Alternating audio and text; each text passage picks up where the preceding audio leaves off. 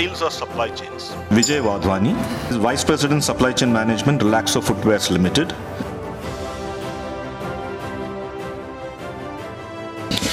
Thamin Rashid, Head of Demand Planning at HCL Infosystems.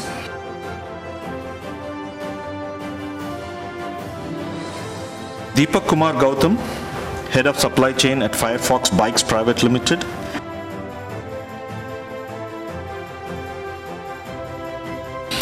Davinder Kumar, former Principal Director Supply Chain Management in Indian Air Force. Vikram Malladi, Head Planning at Amway Enterprises Limited.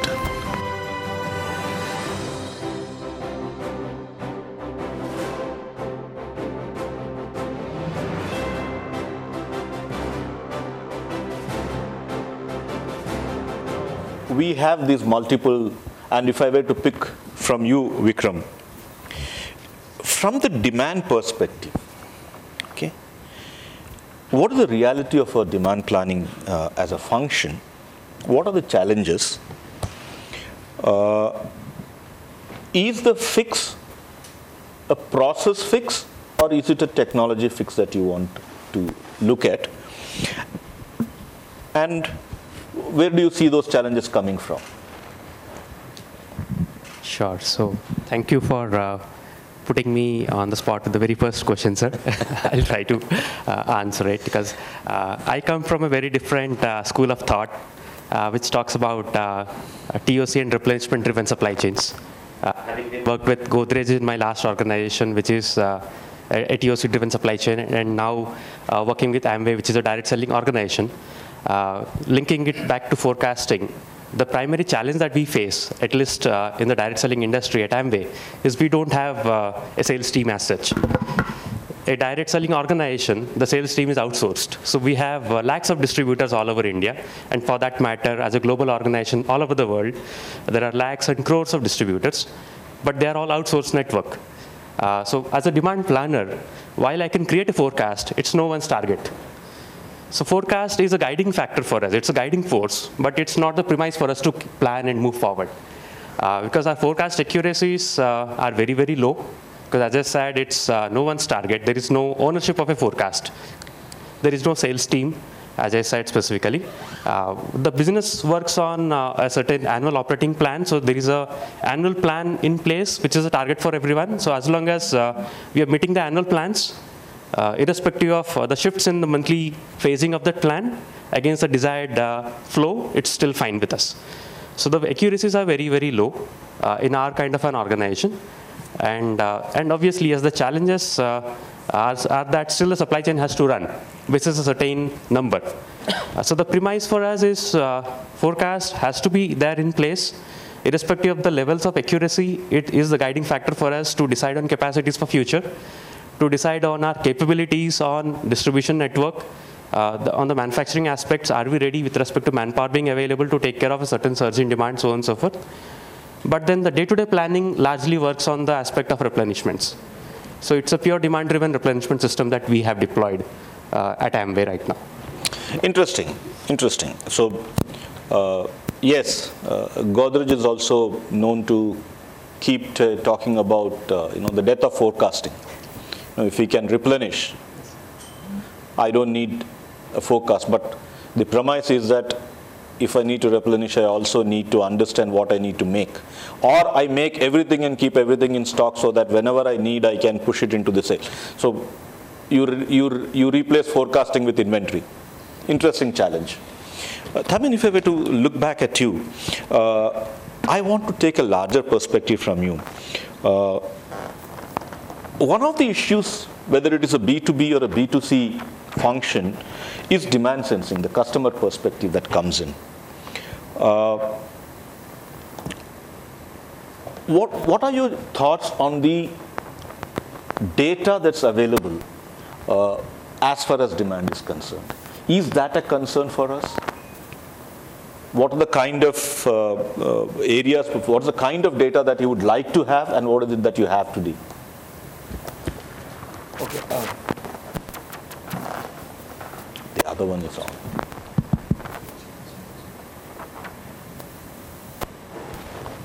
So in terms of the question about data, demand data is still a luxury in most of our industries.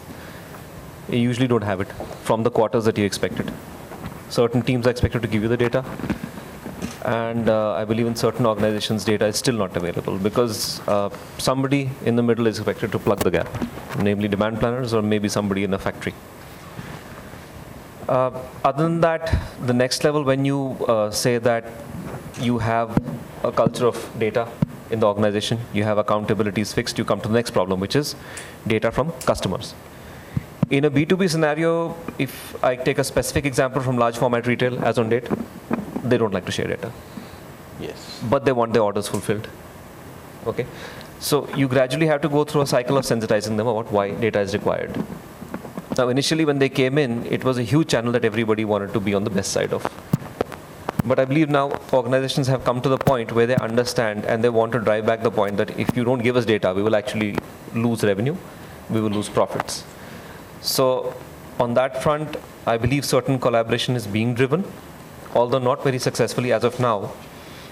And herein lies the role of business leaders and supply chain leaders, because it's a bigger pain for supply chain leaders rather than business leaders. Why? Because supply chain is like the last point. All mess will land up at the supply chain. Your shipping, your trucking, collaborating the manufacturing, accumulating the demand, fulfillment, processing orders, everything lies with supply chain. So it's a bigger pain for supply chain. And that's what I think supply chain leaders need to be stronger and take more of an initiative to kind of push for that data. I know organizations have started collaboration with even smaller organizations. Let's say you have something called a Reliance, okay? An organization where you have a huge format, you have stores across the country, but you also have smaller players, which are regional players. So collaboration in certain terms has gone down to the regional players also, yet there are gaps which remain to be fulfilled. Now coming to the quality of data. The first point would be at least collecting data, as we understand. So once you have that, then you start processing it and gradually try and bring it to a point where you don't need too much filtering.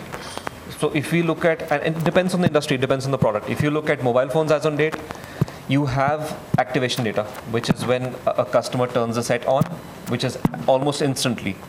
You know that there is a sellout and you need to replenish as soon as possible. But if you go to something like a refrigerator, I'll talk more about consumer durables since I'm from that industry, it will lie in the channel for as long as even 6 months or 4 months, right? Because the cost of keeping inventory may be there, but you don't have the risk of price drop in the channel. So the channel will stock up more, right? And in that, sellout reporting is tougher. There is no way. You don't have serialized sellouts. You will have to deploy somebody from the company to actually, or an outsourced sales team to feed the data, which is not 100% accurate. So as far as data goes, there's a long way to go. But the good part probably is that lots of companies are waking up to the fact that you cannot actually do without data anymore. You cannot push, you need a pull system which is coming, which is a sellout-based system. Interesting. Yes. Yes, data has always been a challenge for us. In fact, ever since we started our move to information technology, we have realized the importance of data. But unfortunately, what we also have not yet mastered is that we always have data based on our past. When we collect data also, we don't have a forward-looking mechanism to collect data. What is the data I will need to make a decision probably 3 years down the line? I need to have the data today. If I don't plan for it today, 3 years hence, I will be back in the whole situation where I still am trying to figure out where the data is. Probably we still will keep playing catch up if we don't look at a forward-looking data that's required. Vijay, if I were to pick up with you, I want to look at distribution with you, primarily because you have looked at the breadth and depth of distribution across the country. What is our current position when it comes to distribution in a country like India, which has a huge breadth, but not everywhere is the penetration uniform? In some places you have a very good presence, in some places it is left to some enterprising entrepreneur there who will move it to the last mile. And what is the kind of challenges you face in understanding this distribution? Hi, good morning to all of you. As far as this Relaxo is concerned, the footwear industry is concerned. And in the footwear industry, the industry where we deal in high volume, low cost product. The big challenge is like in our company, we deal in high volume, low cost product.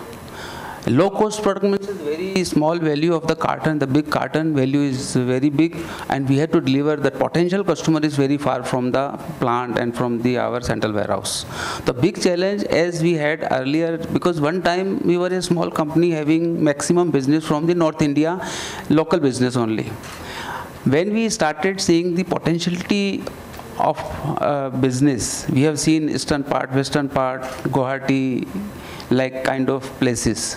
So our one big challenge was to how to deliver the goods to these places where the potentiality is there, the business is there. And second, since we are in the product, rural market is also was in our focus to how to attack on rural market and get the business. So from that time, one time we had the turnover of 300 crore and from 300 to now we are in 3,000, 10 times business we have increased. The big challenge was the distribution. In the first time, when we had the very small quantity of inventory, limited SKUs and limited market, we were dealing with from the plant. We were having the warehouse in plant, getting order, delivering from plant, it was sufficient for us. This is the SCM1, I can say. When we had the challenge, when the number of SKUs are increased, businesses increased, the market we have increased, then we had the big challenge how to deliver the goods to the distance customers. Then we have a plan for our mother warehouse, and mother warehouse to regional distribution center. They started delivering goods to the regional distribution, and the idea was to deliver the goods in time and in order in a day or two, rather than 15 days. Then we can get the repeat demand from the customer and get the further order from them. So that challenge we accepted and deliver the goods. Now we have, see, the thing is only when we had the company of 500 crore, now 1,000 crore to 3,000 crore, tomorrow we are expecting high business, maybe 5,000 crore. So our strategy can be different. It should be streamlined with our business strategy. What the supply chain function we are doing. Today we have the RDCs, we are delivering goods to the RDCs. I want you to focus on the problems that you faced. More on the problem side. Exactly that. So now the first problem, I'm coming to the problem now. The problem is now here, now till the time we were having the RDCs and delivering goods to the RDCs and RDCs to the customers. Now the thing is only now from RDCs we have a large number of RDCs. Our delivery from RDCs is not much as we want from them. So now further we are thinking to further rationalize our RDCs, how to, because sometimes what is happening here is coming here, sir, the forecasting part is also there. In our study, the problem what we are facing today is, our expectation was we have the RDCs in the town, like we have an RDC in Patna for our entire Bihar. So our expectation is that delivering the goods from the Patna RDC only. But the unfortunate is we do not have sufficient required SKUs at our RDCs. Rather than supply from RDCs, now further we are supplying more than 50 to 60% supply from the Delhi. So what the customer is seeing today, customer is saying, sir, what a quantity I want, 50% supply you are giving time in 2 days, but 50% mal, because you don't have the stocks in your RDC, you are supplying the goods from your Delhi central office, and my demand is not fulfilled. So now the big challenge of companies here is how to fulfill the customer demand, whether we should have the RDC, the demand is 100 and supply is 50 only. So this is the problem at present we are facing. So yeah, from the distribution perspective, understanding and getting the right product to the right place is a challenge if you're looking at it from a larger perspective of the nation. If I were to look back at you, Dipak, and in fact Vikram also did mention that, there is a plan and there is an actual.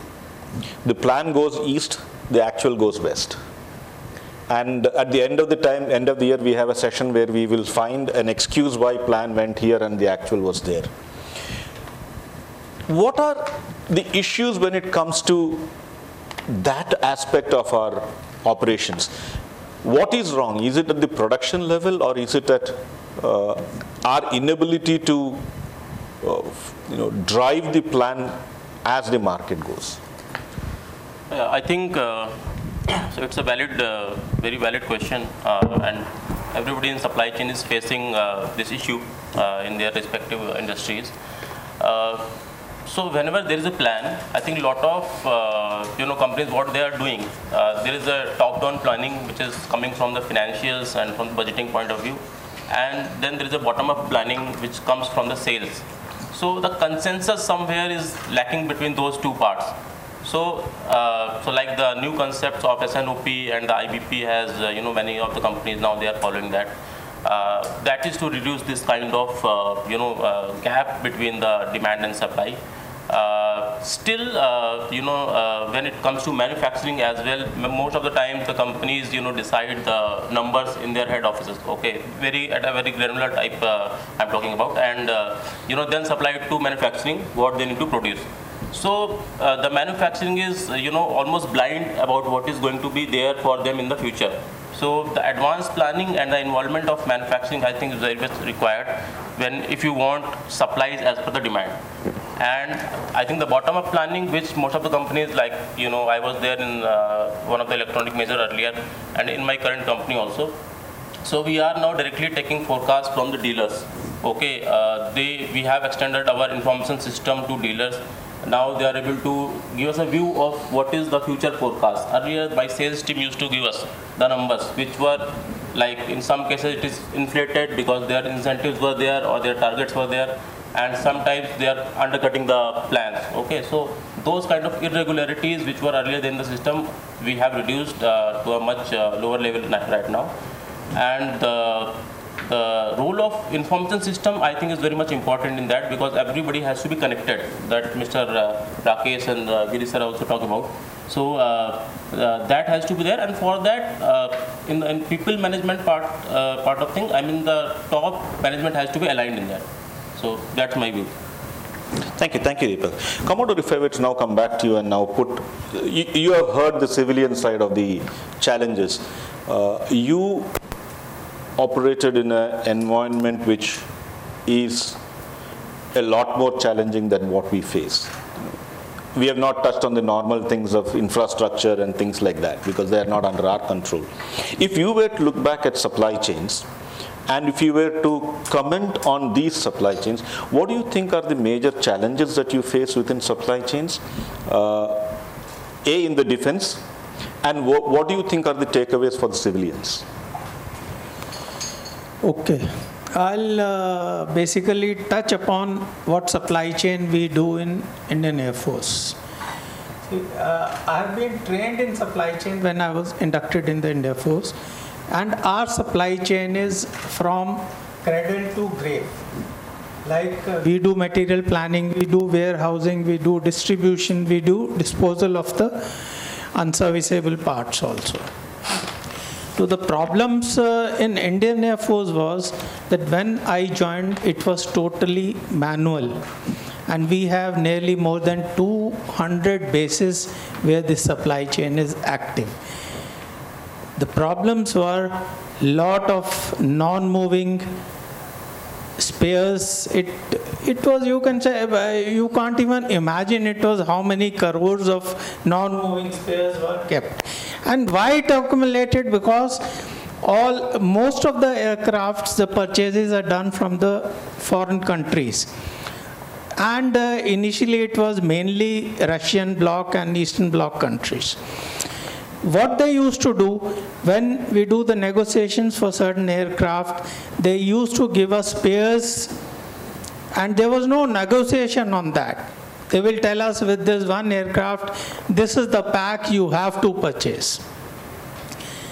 And every advancement of purchase, they used to give us these packs, and they were lying without use, because when we purchased the next aircraft, similar spare in a different number was given to us. It became so heavy non-moving spares that it was becoming difficult. Then a concept of digitalization of the supply chain management in Air Force started. It was way back in 95 it started, and finally got commissioned on the Air Force Day, that is 8th October 2008, by the President of India, Mr. Pranab Mukherjee. In that supply chain, initially it was a problem because data was very limited in that. So we couldn't really work on it. Slowly, the data has come into the system. We changed our material planning from the issue-based data to the demand-based systems. The distribution, then we have dashboards for the senior management where they can check what is going on where. You can imagine that 200 sites all over India, the data is available real time. At night it is replicated to daily server system in headquarters, and it is available next day morning for everyone to be see. It's a great system.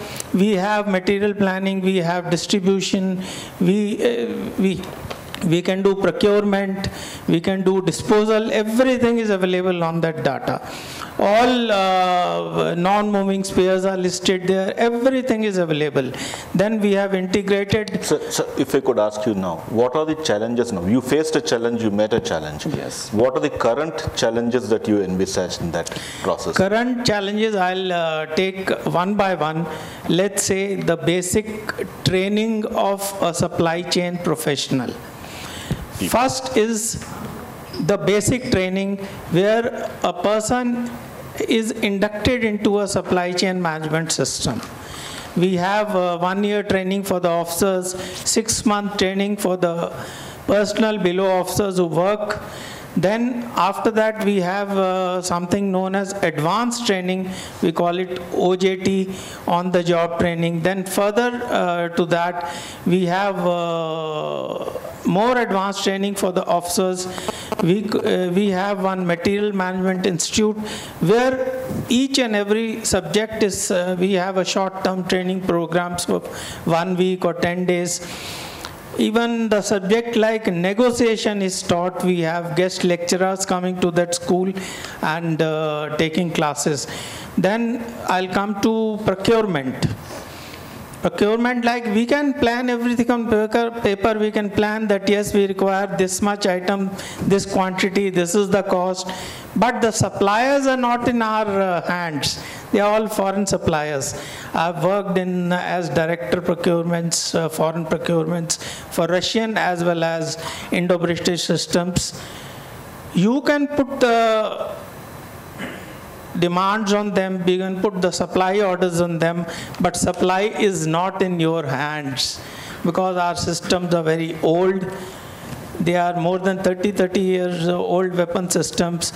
They will take the orders, but they won't be able to supply because they don't have the spares.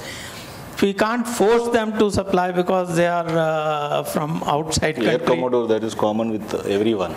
So you have touched a raw nerve with everyone. People take orders and then they say, okay. Yeah. So it's a kind of common, but that's an interesting challenge to also look at. When we look at challenges, it's a very interesting thing. In one of the cases where we talked about 2 orders were placed to the same supplier, one got executed, one did not. When the guy asked, why did you not execute the other order? He said, you did not follow up with me, therefore I thought you didn't want it. So it is very common with us. Yes. Then of course the second challenge in procurement is budgetary requirements. Oh yes. As you know, government has a limited budget. They give us more limited budget, and so it becomes a problem to deal with day-to-day requirements. Then third, next problem you come to is the warehousing. The warehouses are very old in the Indian Air Force. They are right from the British days. To keep the items in those warehouses and then keep improving on it is a day-to-day challenge. We require the cold chain warehouses. Now, of course, but it becomes a problem because our budgets are so limited. See, in an operational base, if you have 2 requirements, is a runway repair or a warehousing building, then it will go to runway repairs. That's the operational requirement. So these type of problems are faced by the supply chain management. Thank you. Thank you very much. It's interesting. In fact, all that you said also resonate with everything that we have heard here. I want to pick up another issue which is a logistics challenge. There is a very interesting discussion happening among people. Anytime we talk about logistics and services, the only thing that we compare with is Amazon. So whether you are in the B2B section or in the B2C section, you might be selling a tank, or you might be selling project. The comparison is with Amazon saying that next day delivery, how do I do it? Question: how do we create our own benchmarks for supply for logistics? And B, what are the larger issues in logistics that we would look at? If anyone from the audience can also voice an opinion, I would be glad for that. Yes, sir. I'm from Jubilant Life Science. I'm taking care of logistics. So we are dealing with different.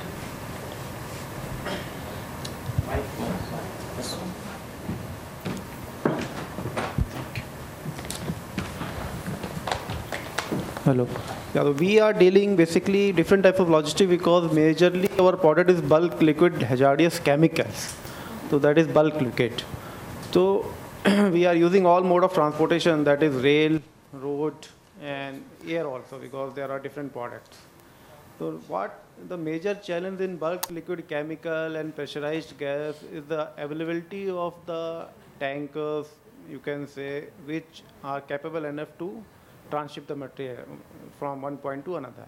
Because in India, most of the market is of dry vehicles in which you can load anything, but it happened in case of liquid tanker, because a product compatibility is not there. You cannot load each and every product after offloading any chemical. So that is number one.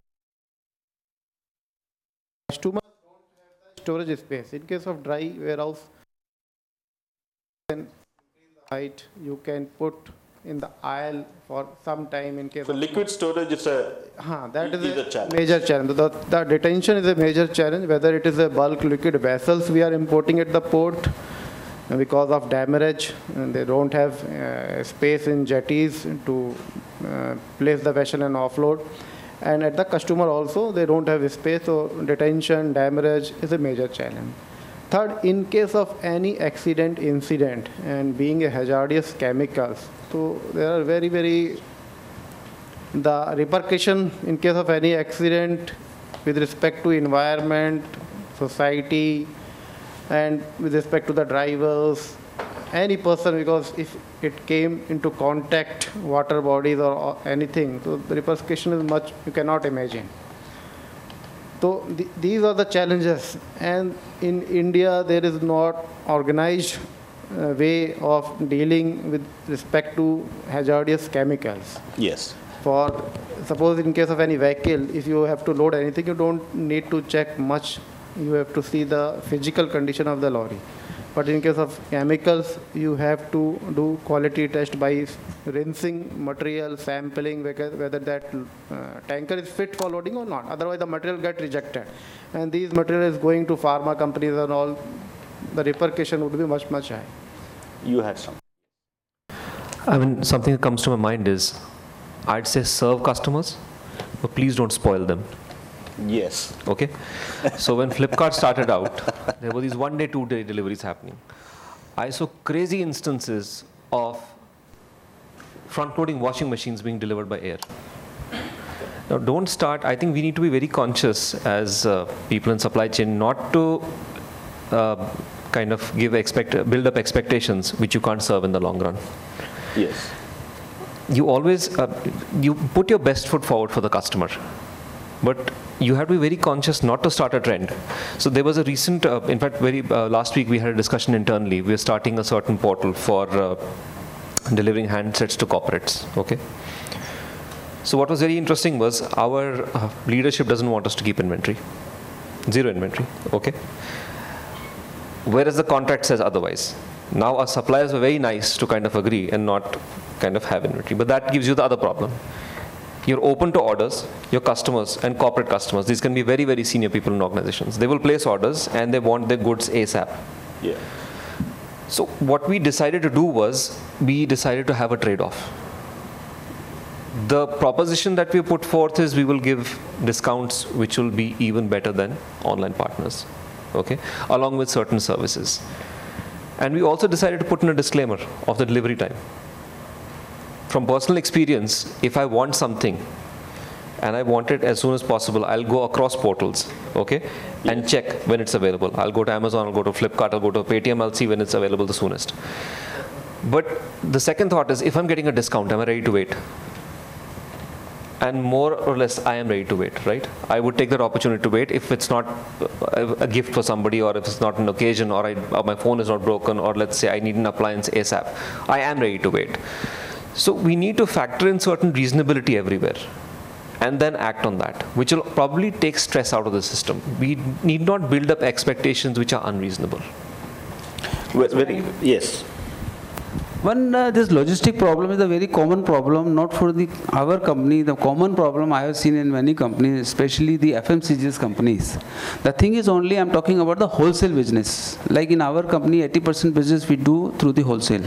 We have the distributor receive the goods, then further delivery to the wholesalers, then retailers like. In like our company also, in FMCGs, there is no consistency in wholesale business. But the thing is only, even we are very strict in our credit policy. We never give credit. And we just ask the customer, give the money first, then we can deliver the goods. But there is the, challenge is always there. Market, the sales force, there's the force for the sale. They have the targets. Sometimes we give the schemes. So what is happening here, there is no consistency. Means if you see the ratio, normally the ratio first fortnight is 45%, the next fortnight is 55%. But sometimes what happens, the 40-50% sale is in the last 4 days.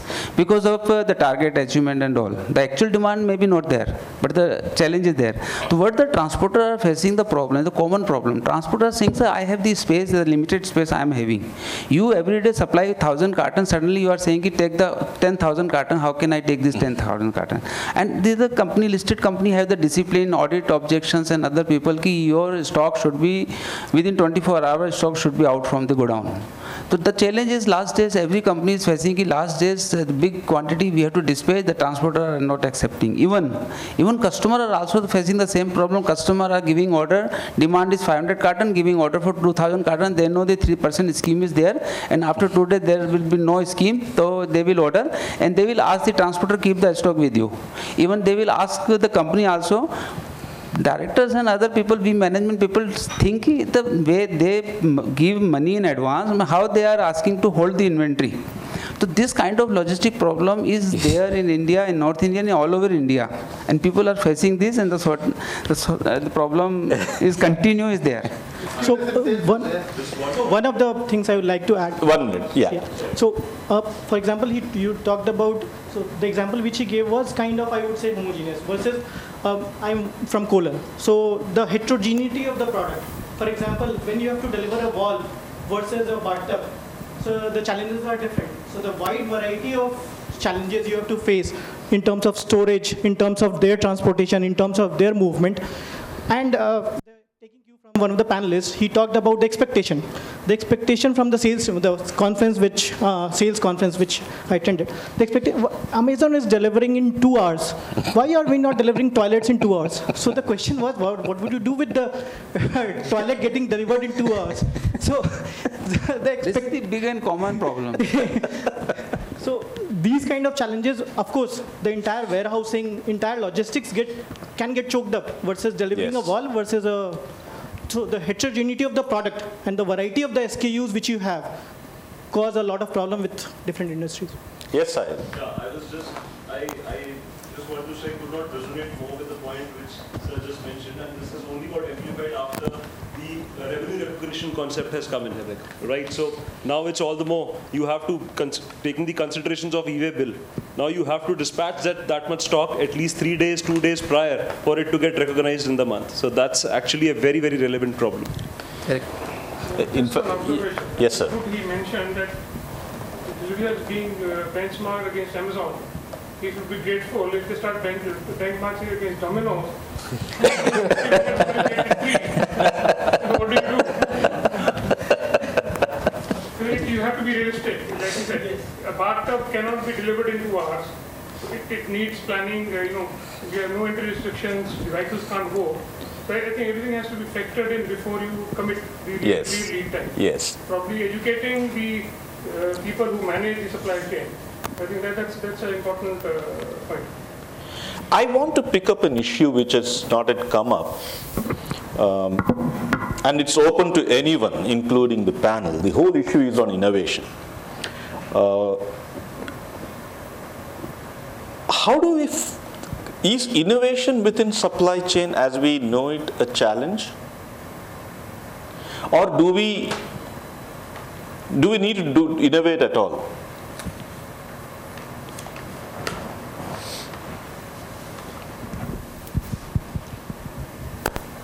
As in my experience, you see, for innovation, you need mind space, right?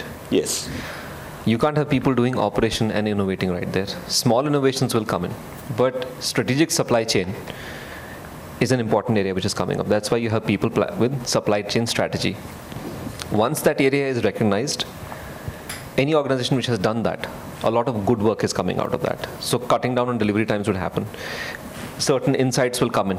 See, everybody has an inventory problem, okay? We all have inventory problems. We have shortages, we have surges also.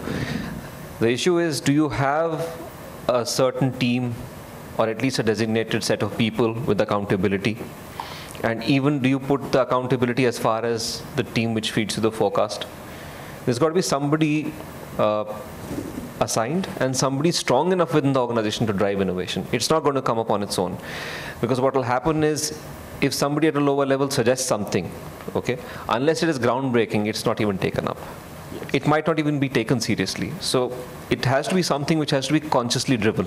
You can't expect it to just come in. See, besides that, one has to accept the failures if innovations have to come in.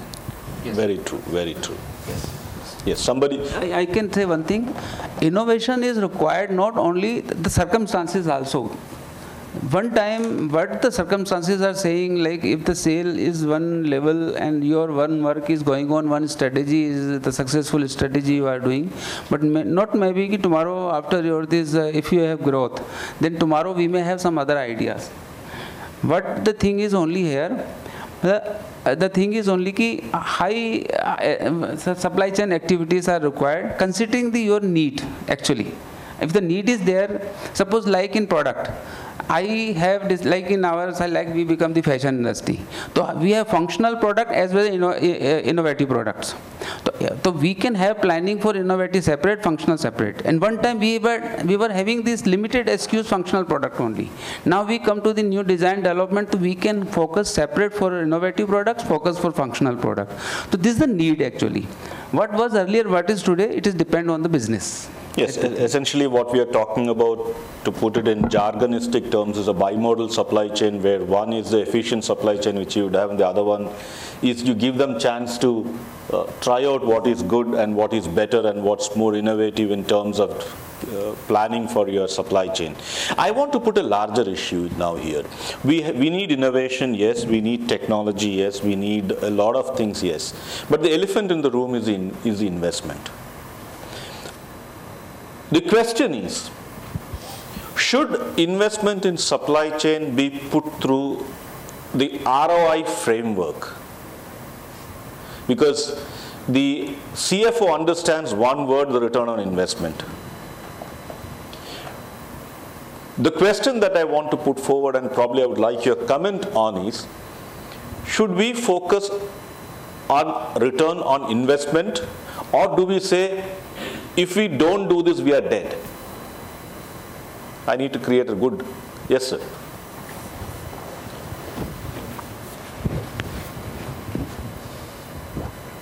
I think how we have been brought up is when you're giving a relative of CFO's expectation, we have to come out of that paradigm. When we're talking about return of investment, typically a supply chain professional will talk about savings. If I'm doing an investment over a period, I'll give you X savings. I think from here, where we are looking at a lot of innovation technology, I think it's about how supply chain can be a growth enabler, a business enabler. So when we start talking about ROI in terms of enabling more business growth, getting more business for the organization, that's how those buy-in will start coming in. So that's my perspective. We have to come out from savings to business growth. Yes.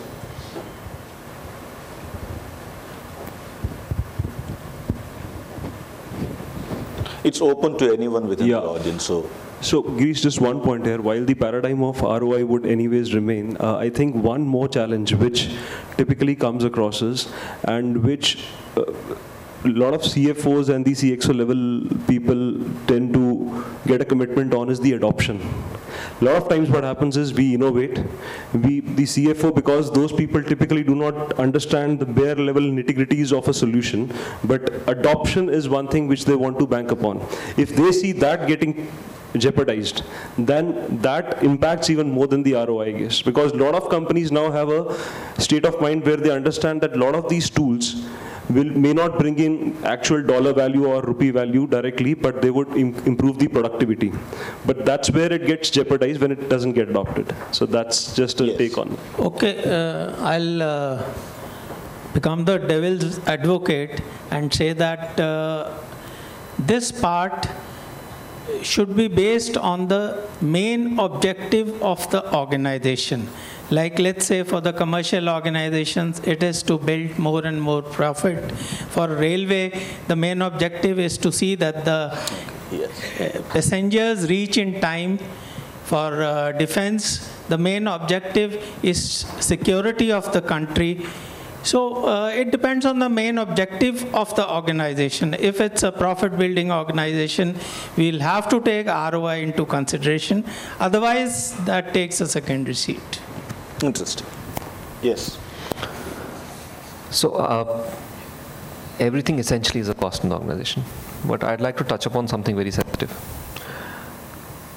I have been in a certain organization where the demand planners worked way beyond their working hours. Okay. Ideally, you should be able to go home at 6, and that's a right. Okay. But in India, we're not sensitive towards that. And what I realized was that the organization was actually getting a resource at a much lower cost, because you're not getting any additional man-hour payment for that. Yes. If you look at countries abroad, you'll be paid for those hours. So if you purely look at ROI, I don't agree with the total calculation to the way it's done. You cannot take those extra man-hours for granted. Those need to be accounted for. And then you need to holistically understand that you also need to impact the quality of life of people in your organization, which does not seem to be a consideration. You might be drawn by taglines like passion for the company and all that, but at the end of the day, we as individuals have our lives also, okay? There's a much bigger cost for me at a personal level, which you may not be able to quantify. So an understanding, a more humane understanding is required there, which is where this country needs to have a greater push for labor laws. Our HR needs to be more sensitive to actually be able to quantify these costs. And if you bring in that factor, then actually you have a case to the CFO to invest and bring in more efficiency. Just one point. Sorry. I think ROIs are going to be in place there, because whenever you are making any investment in any kind of systems, CFOs or CXOs, those will be interested in the monetary return for that. But they need to understand that how this investment is going to differentiate you in the market. So your customers, how are they going to be benefited against your competitors? And then that can be, a benefit in terms of sales as well. So that point need to be, understood by the management. According to Vijay, I want to bring one more aspect which I will want you to focus on. See, we have talked two things. We talked innovation and we talked return on investment. What I want to know is, from a corporate perspective, do you have a mindset which says, I will have a budget for innovation on which I don't look at ROI? I define that budget, whatever it is, because this is my future. If I don't do this, I am dead tomorrow. The second aspect, do we need to move that kind of a position like that? Okay. Yes. I'd like to add on a personal front in that aspect. For example, when you go for a higher education, so do you consider it as a cost? Exactly. or you consider it as in terms of, okay, if I'm doing You need it, otherwise you're out.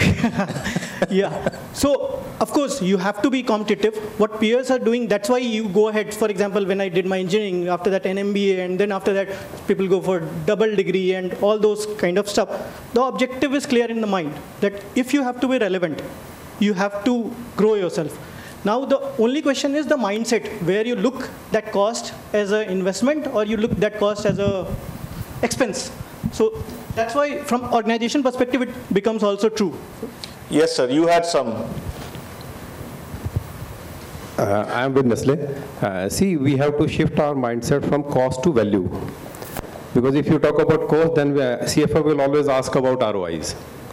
But we have to justify based on how it adds value for the value chain, how it adds value for our consumer, customers. If we shift our mindset from that value creation, then probably we'll be able to justify. If you talk about only theoretical cost, ROI is purely theoretical process.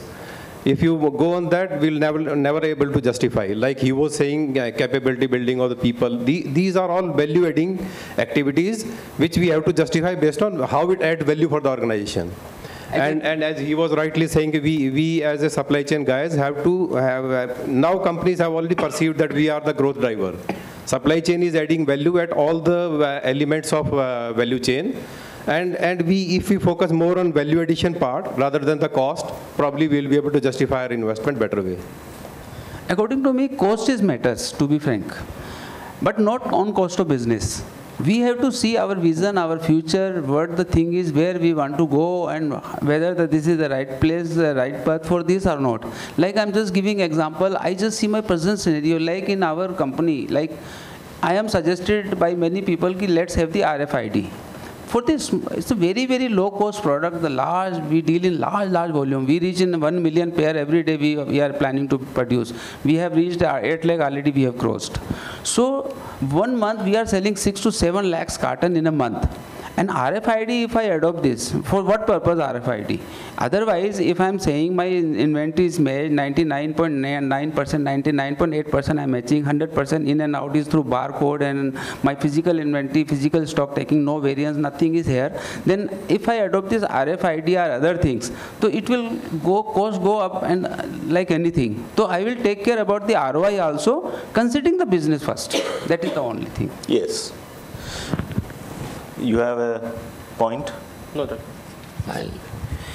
See, another thing which I feel is that the improvement of technology should not be ahead of times. Anyone who knows that when was the first battery in India? It was somewhere in 70s, known as Fantabulous. But it never ran well because that time people could not think of any vehicle moving without petrol or diesel. Then a second example is now mobile phones. The basic aim of the phone is communications. But today, if you see the advertisements, all the phones basically come out with the better camera, better other activities than communication. And most of us feel the pain because when we are inside the house, we'll say there's no network available. So one important thing I just want to mention here, I am strongly in favor of technology. I always give favor. But technology means what technology? Technology means people, they have a small mechanism they call technology. Like they have conveyor or what kind of things that they call technology. It's not technology. But technology also is a business requirement we have to see first. I don't want to mention the company name here. The one company decided to have the ASRS system. They spent around 25 to 30 crore rupees spent, and that system is flopped. The business is flopped. Then they spent further 5 crore rupees to removing that ASRS system. So what the technology work there? So we have to see business requirement first, whether this technology what we are planning to adopt is required or not required. We have to be very conscious in that point. Yes, very interesting. I think we are out of time now. We have eaten 5 minutes into our break anyway. I thank my panel. It's a very interesting observation which came up. We talked about challenges across the length and breadth of it. We also focused on the larger aspects of it, which is essentially to change from where we are, we need the right amount of investments.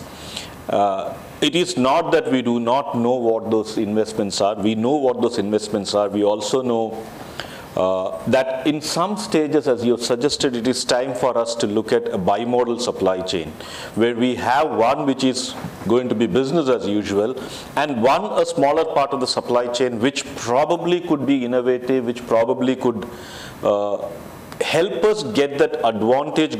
Because it's nice to hear when people talk saying that the future of companies are going to compete on supply chains. It's nice to hear that. But when companies have to compete on supply chains, where product differentiation kind of goes down and a lot of marketing hype would then go down, then the question comes, if we are going to compete on supply chains, what we need also is an investment for that supply chain to come in.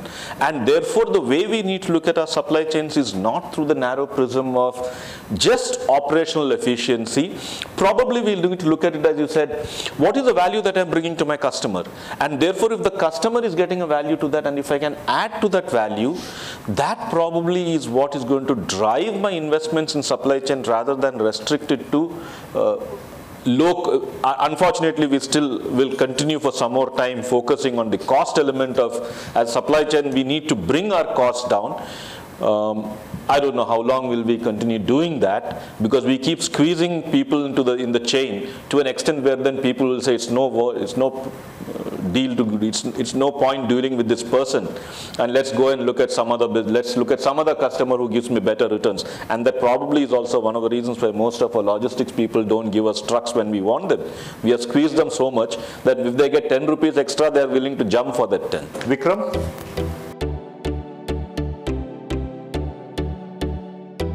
Thamin?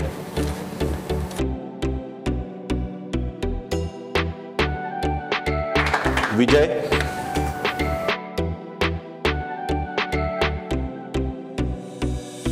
Dipak?